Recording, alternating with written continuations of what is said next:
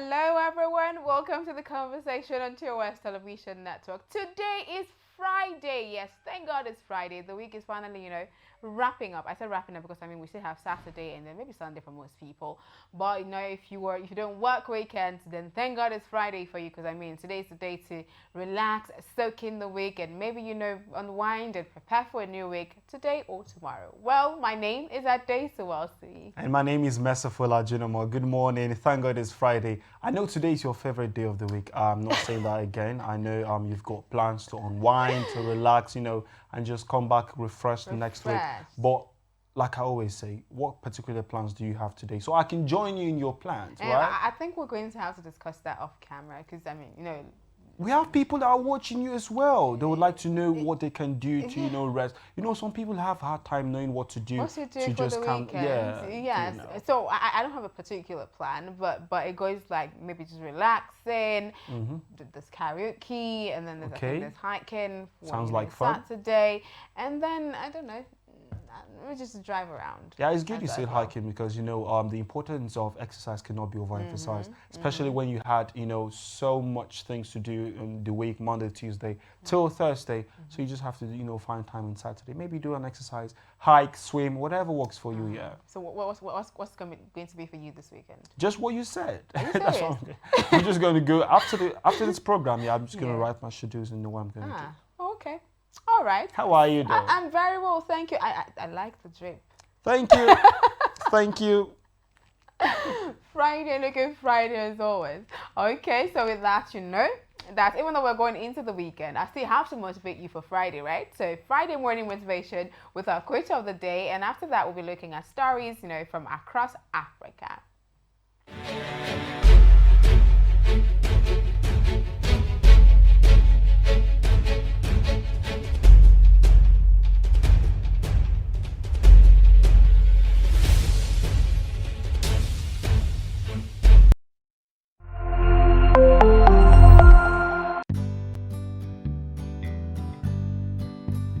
There are certain moments in the day when I need my me time to just unwind and indulge.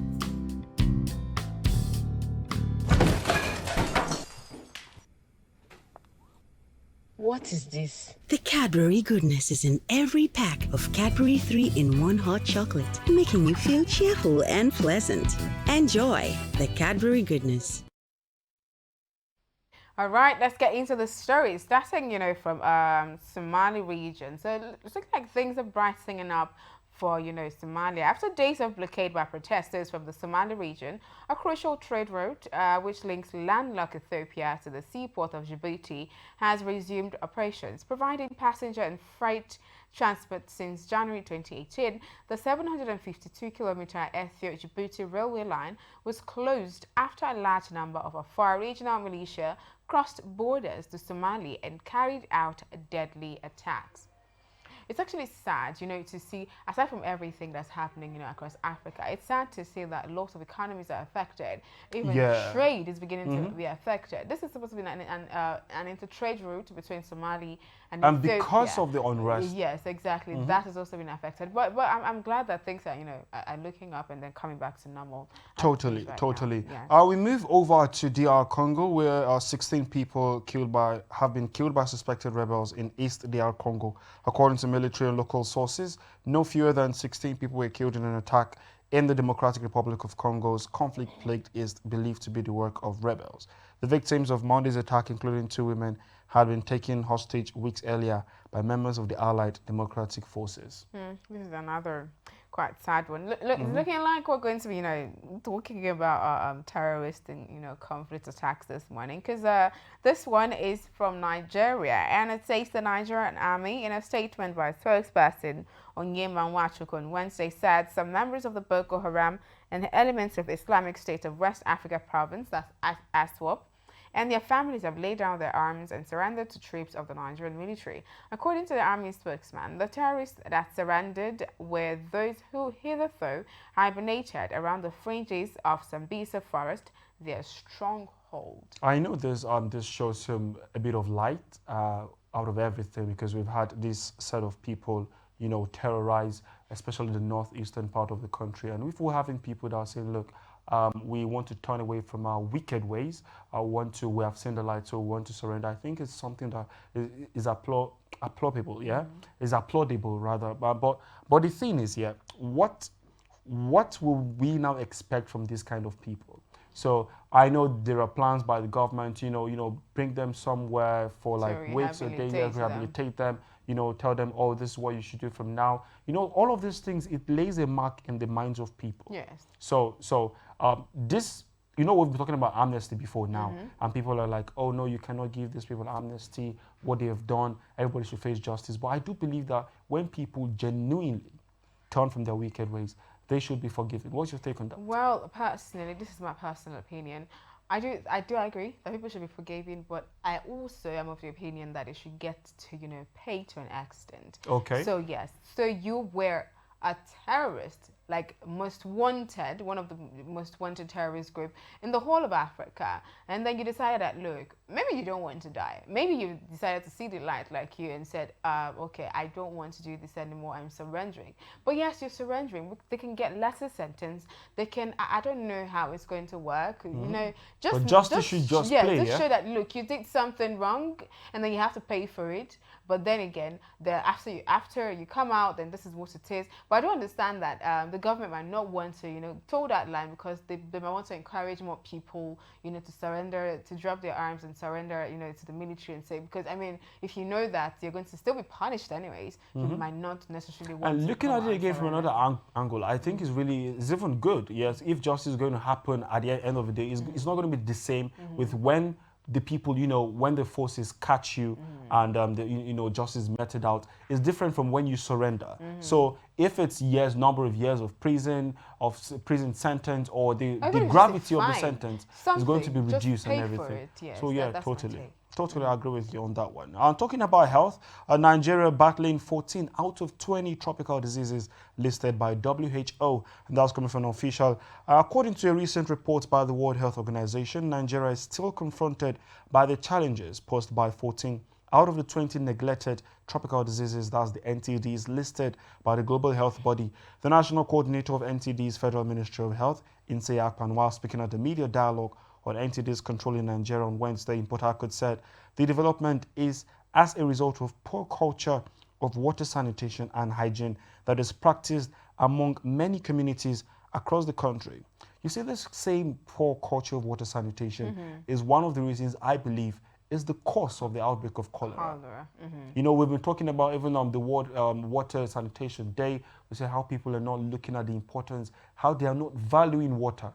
But then again, you know that in as much as you can say this because you probably have access to water, clean water, and portable all of water that. and everything. You get portable water, but there are still people in communities, various communities across the country, that do not have access to portable water. That probably the only source of water they have is a stream that serves everything, that serves as where you bath, where you get your drinking water, the toilet, everything, and they just have to make do with what they have. Yeah, because that's the only place they know that they can get that exactly. from. So we still just have to look at how to provide basic amenities, basic things to for everyone, this kind of regardless of where they are. Yes, can have access to potable and clean water. So then we can now start talking about culture of hygiene and all of that stuff. Because I do remember, I think it was UNICEF that said that Nigerians, I think one of the country in the world that high risk country for tropical diseases. So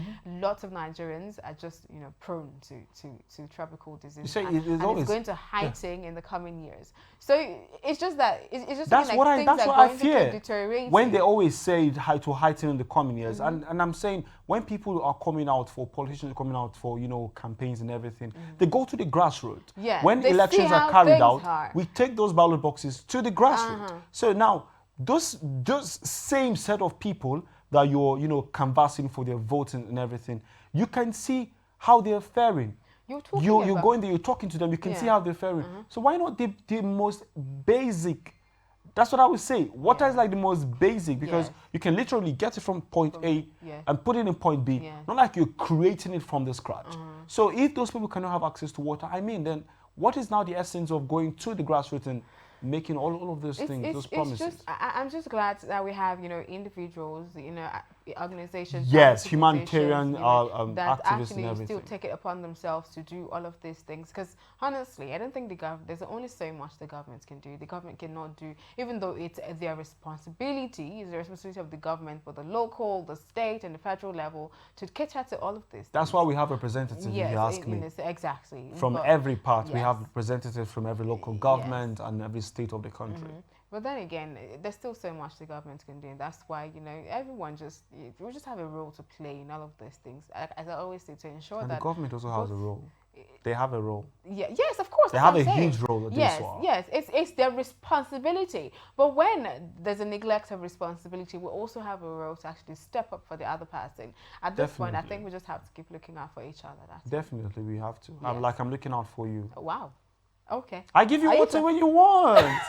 Of course, you give me water, yeah. Yeah. Okay, so, talking about hygiene and, all of that, health, we'll be bringing you COVID-19 updates from across Africa. I don't think I'd ever get tired of telling you, that we need to start taking proper precautions. Like I said, Nigeria is already officially in the third wave of the COVID-19 pandemic, and then the Delta variant, highly transmissible, a new mutation, of the virus. So we're still looking very bleak as it is now. So you just need to take necessary precautions, get vaccinated. And if you know that vaccination is not forthcoming real quick, just wash your hands regularly, sanitize if you don't have access to water and soap at that point, wear your face mask, social distance, all of those things we've been saying for the last 1 year and some months. Just keep doing that to ensure that we do not have to keep crying COVID in another year. All right, so COVID-19 update from across Africa, and after that we'll be looking at front pages of Nigerian newspapers this morning.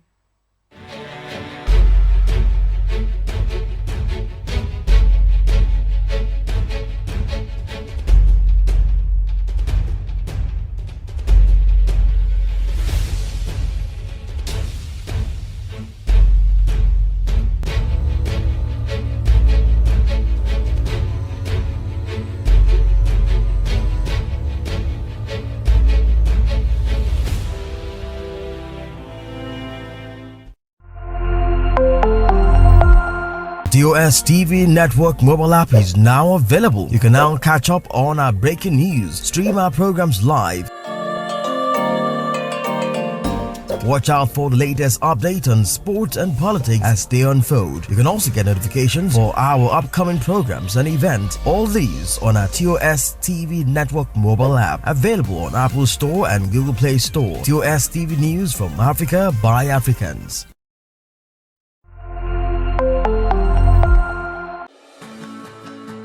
My son has always dreamt of being in the spotlight. As his mother, it is my duty to help him live up to his dream. That's why I give him Born Vita every day, which contains iron, zinc, and vitamin C that supports his immunity and gives him the strength to pursue his dreams. Born Vita, strength to dream.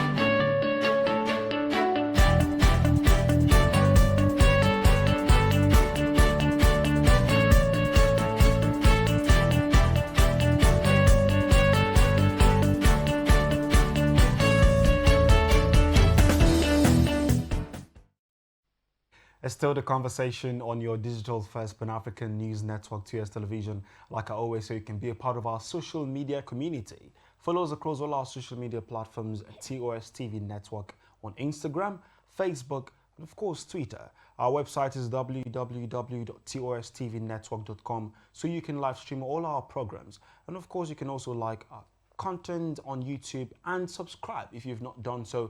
That is TOS TV Network. It's the conversation, and this segment is the newspaper headline segment where we'll read headlines from across the national dailies for today. And this morning, the Friday edition of the Nigerian News Direct newspaper from the very top.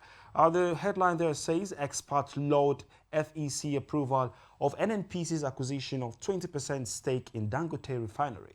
That can be found on page 3.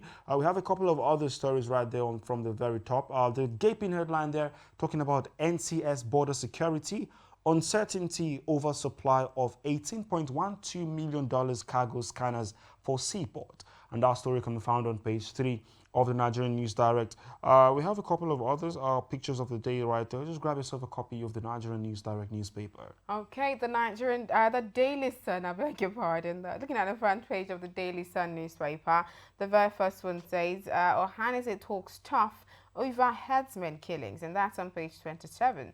Oluwavori's stool, court grants application to admit more defendants. The banner headline says, PDP governors, others to decide Secondus' fate in 72 hours. 3 riders underneath that, POT meets 6 way out of crisis. Don't play into APC's hands, Atiku warns. Denies foiling crisis. Deputy National Publicity Secretary Odeyemi withdraws resignation letter. And then just beside the picture of the day, government threatens sack of striking doctors. Minister accuses enemies of using them to destabilize health sectors. Federal government vows to equip, train, motivate military to protect the nation. Quite a number of other headlines on the Daily Sun newspaper this morning. Get yourself a copy. We'll move over to the Vanguard. The very gaping headline there is, crisis, stakeholders rally to save APC PDP. A couple of riders, the first PDP BOT sets up reconciliation committee. APC governors pass vote of confidence on Buni. APC explains Supreme Court judgment as crisis in Osun, Enugu fester. We resolve PDP crisis with internal mechanism coming from Otom of Benue. And Wike storms PDP BOT meeting. Atiku calls for calm. Sacking current NWC portends danger for PDP.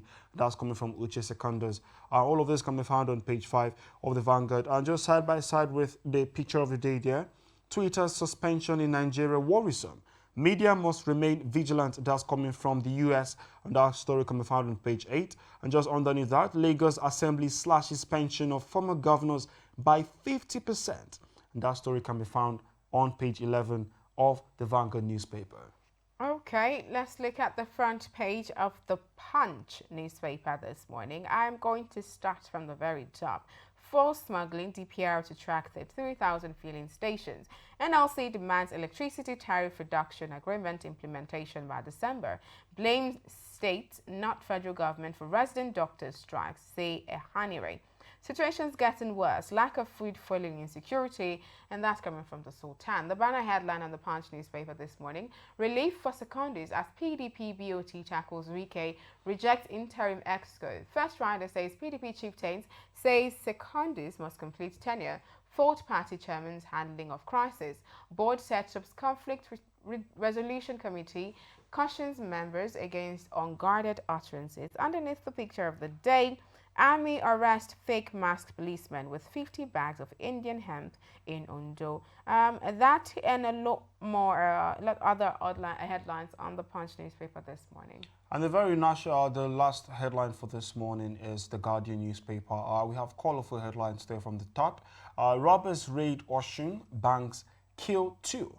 And that can be found on page 3. Side by side, CBN refunds Nigerians 82 billion naira for failed bank transaction. That can be found on page 3. Don't destabilize Nigeria, embrace dialogue. Federal government tells striking doctors. Page 3. We see 2 others. Bandits attack 10 Katsina local councils daily. Misari tells COAS.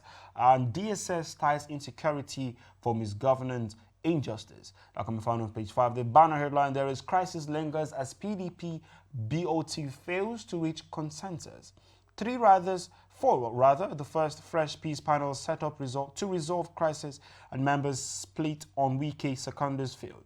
Wike's presence generates controversy as party confirms his membership of BOT, and PDP national officer withdraws resignation.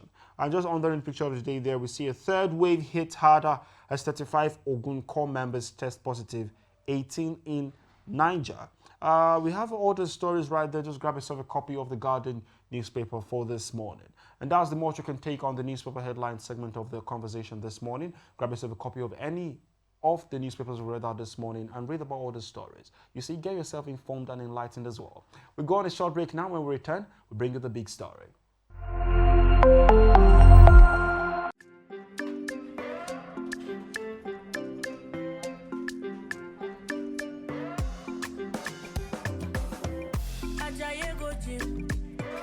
You won't go shake your body.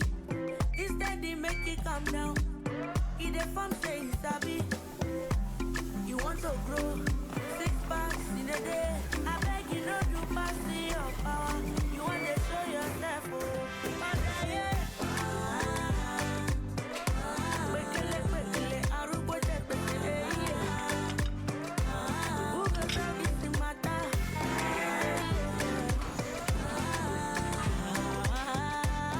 Whatever your size, find it with the new Airtel data plans. Dial *141# now to get the plan that suits you.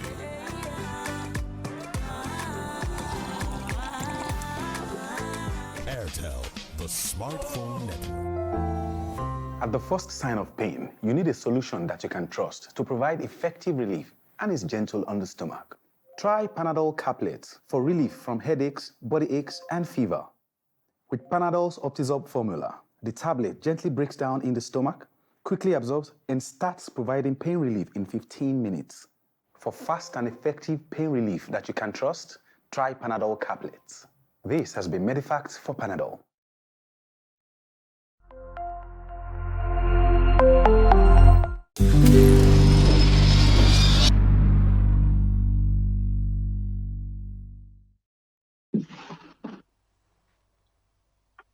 It is still the conversation on your digital first Pan-African news network, TOS Television. Like I always say, you can be a part of our social media community. Connect with us and stay updated on our social media platforms at TOS TV Network on Facebook, Twitter, Instagram. And of course, we have our website where you can live stream our program. That is www.tostvnetwork.com. And if you've not subscribed to our YouTube channel, please do so you do not miss out on our amazing content. It's the big story, the crux of the conversation. And this morning, we talk about Big Brother Naija, show of shame or a reflection of who we truly are. And joining us via the telephone is a public affairs analyst, Adedapo Banjo. You're welcome to the show this morning, sir. Thank you. Good morning. Good morning. How are you doing, sir? Yeah. Okay, so we go straight to the point. Now, every new season of Nigeria's reality TV show, BB Naija, that's Big Brother Naija, comes loaded with controversy. Despite protagonists celebrating the show as good TV material, possessing immense entertainment value, rebranding Nigeria's image to the world, music industry benefit, etc., conservatives are still of the opinion that the show is immoral and showcasing values that are un-African. What's your take on this? Really, and really, you put me on the spot with this question. And the reason why I'm saying that is the fact that I believe that we have lost it. I believe that Africa has lost it. And I believe that Nigeria is probably responsible for what is happening in Africa. I remember vividly that when this program was going to come on air, the Big Brother Nigeria, I remember it was first called Big Brother Africa, and it was being broadcast from South Africa.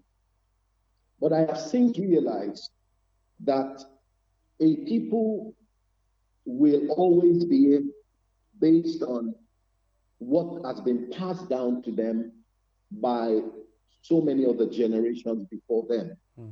Now, I will be quick to say that Nigeria is a secular country. Nigeria is equally being seen to have a very strong religious and political, religious and ethnic cultures. Now, let's talk about culture a little bit. Okay. The culture of a people is the ideas, the customs, the social behavior, of a particular people or society. What we see on Big Brother today is not a true reflection or representation of who we are. But as a matter of fact, that's what everybody seems to have embraced. People look forward to another season to come. Season in and season out, people feel that this is one of the best programs on air. This is a program that has huge content. This is a program that, for me, is uneducated. It does not promote culture. It is a reflection of a very high level of moral decadence in our society. I remember the National Assembly in Nigeria 2 years ago were divided on whether Big Brother Nigeria should continue. I remember the Minister of Information, Alhaji Lai Mohammed, coming up strong and saying, multi-choice should stop that program on TV. And I remembered someone getting up on the floor of the National Assembly and saying, it's my best show on TV. And so we have a people that have lost it. We have a people that have walked completely and totally away from who we are. We were people of great culture. We were people who appreciate the fact that what makes us think is how we behave, is our character, is our culture, our ideas, all the things that makes us who we are. We all grew up in a country called Nigeria, where wearing or putting on anything that is revealing, it's going to be seen as a big issue.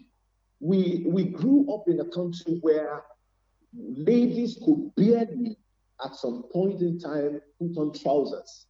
But today, we have a people who do not even care about any revealing parts of their body.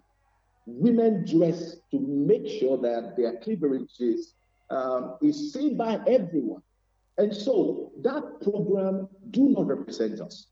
Big Brother Nigeria is far from being who we are. Now, we have in every way tried to portray through that show that we are a completely changed people, that we have lost our culture, that we have lost our society, that we have lost the very fabric of what makes us a deep cultural, ideal, and stable society. Because the show has given back to huge things. And don't forget that when we talk about culture or when we talk about people, everybody you find in that house came out from a family unit. This is an indication that the family unit has failed in Nigeria. I am not talking from the point of religion now. And I am not talking from the point of, from an ethnic point. But I am saying that my son or my daughter will never go there. I'm not going to say don't go. They will not even bring it up that they want to go in the first place. So that is to let you know how much family units have failed. And so every man is a progression of a family. Every family is a progression of a culture. Every culture is a part of a society, and a society is what forms a country, and that is what Nigeria is. So there's an argument here, before we even go to the Big Brother show, even before the show started, we've had arguments that everything is changing. We now have Africa westernized. We have change happening, people, delving out of the African culture and embracing Western element. Now, the show has come and the participants are majorly young people. Isn't the show trying to mirror what the young people are currently? Talking about the agenda setting theory of communication, where the television is mirroring what the society is that not a statement of fact? Yeah, I didn't hear you very well. Okay. I didn't hear you very well. But then let me quickly add something I said earlier. Let me quickly say that the entertainment and the film industry, the entertainment industry, it's a big business. I understand how much money organizations put in to make the Big Brother Nigeria a very big success. And it has since become a success because of so many things that has happened in the last 6 seasons of that particular program. You have organizations who go the extra mile to fight to ensure that their brand is seen is seen as a very major brand or a part of a brand for that particular show. And then you see that they are not just cheap brands, they are big brands. And that's to let you know that we have it all mixed up. People no longer see whatever happened in that house as a reflection of a decadence. They don't longer see what is happening in that house as a people who have lost their mind. They see it as a game. They see it as, and that's why the entertainment industry, we call it a reality show. So it is not like they are forming in that house. It's not like people are putting on character. It is because people are expected to be natural. So the people you see on that show are expected to run that show, participate in that show in their natural form. So it simply means they're not playing to any script. That is who they are. And who they are is how they live in that house. And that is to tell you that every scene that you see that is inappropriate on that show is not coming because somebody is playing the script. It's just showing who they are, how they think, what they want, how they want it, and they do just what they want. You see, you made a salient point talking about Nigeria's public relation campaign and what brands are advertising themselves on the show. People are arguing that BB Nigeria show can be considered as Nigeria's most effective public relations campaign. Now, what is your opinion on the large cash prize worth over $200,000? Okay, if I hear you correctly, it's very unfortunate that you also have a very huge prize attached to whoever wins Big Brother. As a matter of fact, it is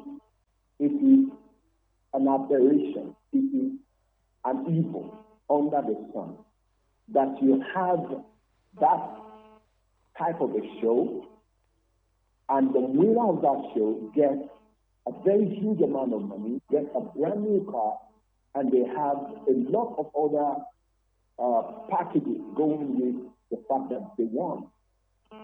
But here you are in a country that has played down on education. You have a smart girl from Ogun State who won a mathematics competition that was done in China. It was a worldwide occasion. It was a platform that put Nigeria in the map of the world for relevance and for excellence. But here you are. You do not want to know how much was given to her. You have no idea what was actually given to her to appreciate what she did. But here you are. You have people who are playing down on morals. You have people who are playing down on everything Nigeria stands for. Something that does not in any way add to us as a nation. People think it's projecting our culture or Nigeria in a bright light so that the world can see. What the world is simply saying is how bad things have gotten in Nigeria. We have opportunities and platforms that can showcase Nigeria in beautiful ways and in a more appreciative way to make people know that we have great minds with art, talent in Nigeria. This brother is not that class. All right, thank you so much, sir. Thank you for your time. Unfortunately, we're out of time now, and I will just have to wrap the curtains here. Thank you again for joining us on the show this morning. Thank you so much, viewers, for staying tuned to the conversation this morning. Like I always say, you can be a part of our social media community. Follow us across all our social media platforms at TOS TV Network on Facebook, Twitter, Instagram, and of course on our YouTube. Like and subscribe. My name is Merciful Ajinomo. My name is Adedapo. Thank you so much for joining us on the show. Have a splendid weekend, and then we'll see you on Monday.